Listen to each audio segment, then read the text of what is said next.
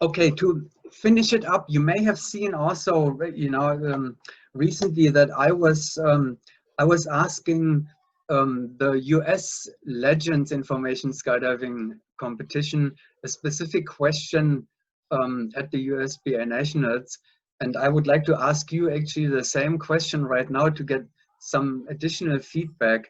And the question was by then, um, why teams and competitors should compete as much as possible.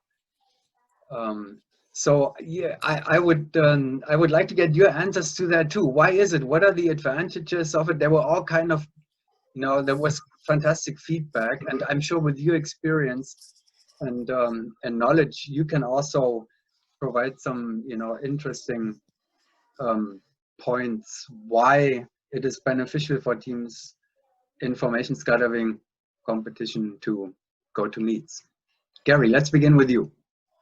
Yeah, I haven't heard all the answers, so I hope I'm not repeating any of the others. But I think the more meets you can do, the more you can put yourself in a situation that you find in training you never have. Like in training, you can do everything as you plan it, you can be calm, and all of a sudden in a meet environment, you find that your teammates are a little bit irritated, agitated, a little bit short with you, blunt, so your team dynamics is different, and you can never put the ground stuff into it.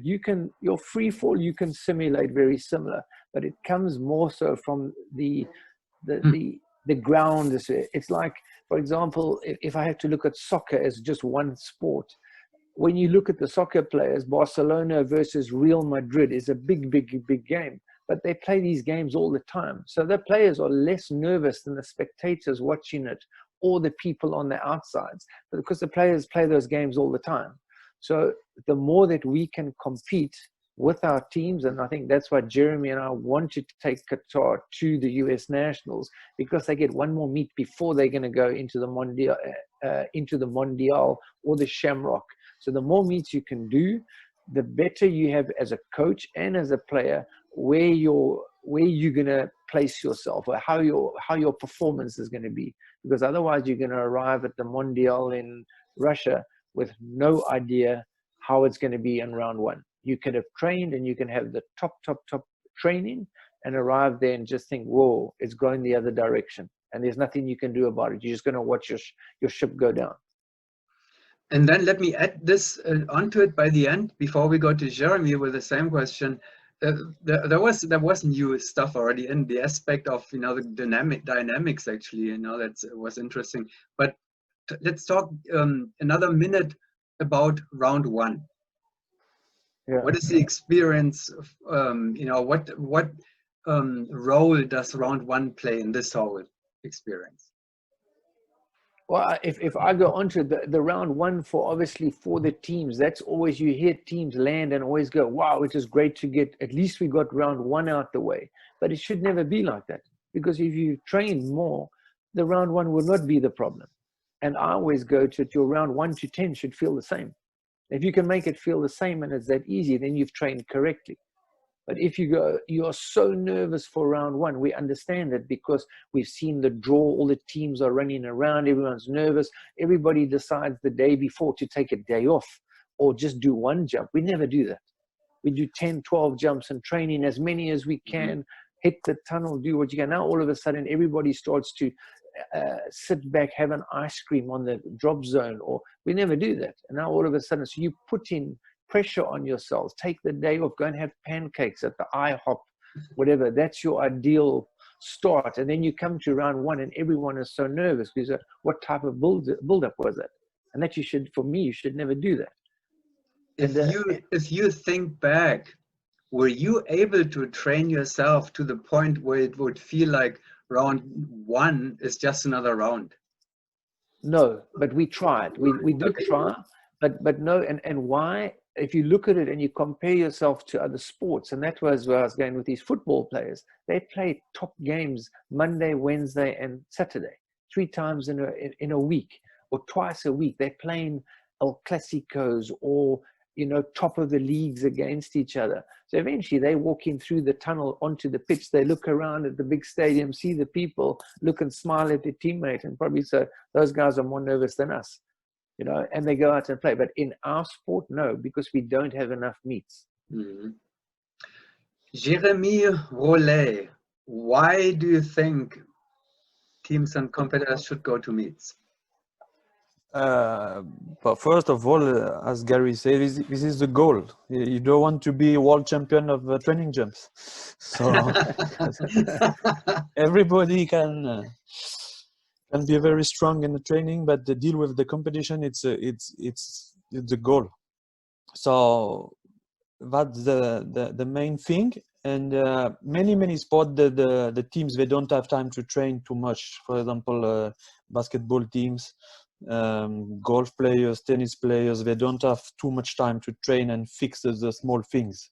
So they need a long break if they want to change something in their and slice, move, or what you want, a swing or shoot in a basketball. So yeah, most of sports they have many games, competitions each weekend, sometime twice a week, sometime, and they don't train too much.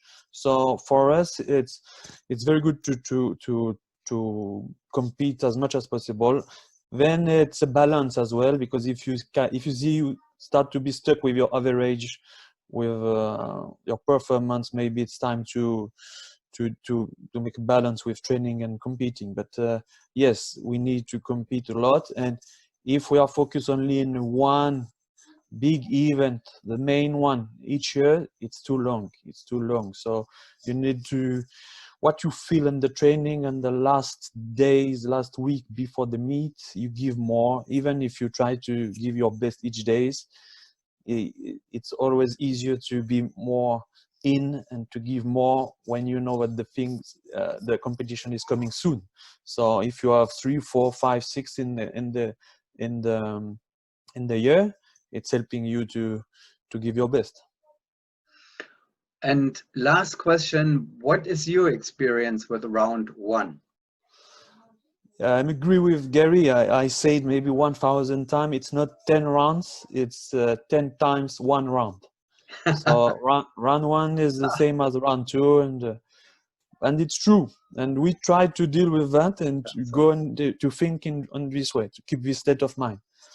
But for my experience, it was always a little bit special. But I think also we have to know it's always a good jump. I don't remember a bad jump for round 1, because you are so focused on it.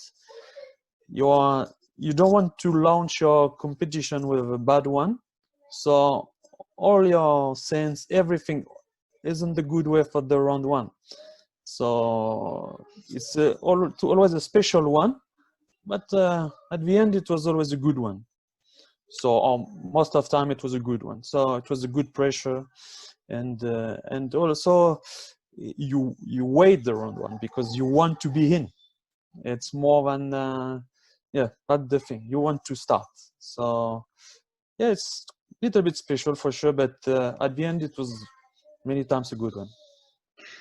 Competition is 10 times round 1, and you don't want to be the world champion of training. No. And you want to train the dynamics on the ground. You want to know who your teammates are when it comes to round 1. Wow, Grace, that was great. Thank you. That was very new and different compared to all the other feedback. Ladies and gentlemen, this was information and feedback from 2 of the most experienced formation skydiving competitors and coaches in the world. So we should all appreciate that very much. I do, at least. So thank you very much. Thank you to you. Yeah, thank you, Kurt. To talk and for the valuable information that we can take from this. Thank you very much. Again, good luck. And I hope next time we see each other again at the drop zone, and then over a beer at the golf club. And a golf club. Yes. Thank you. Thanks, Kurt. Thank you. See you.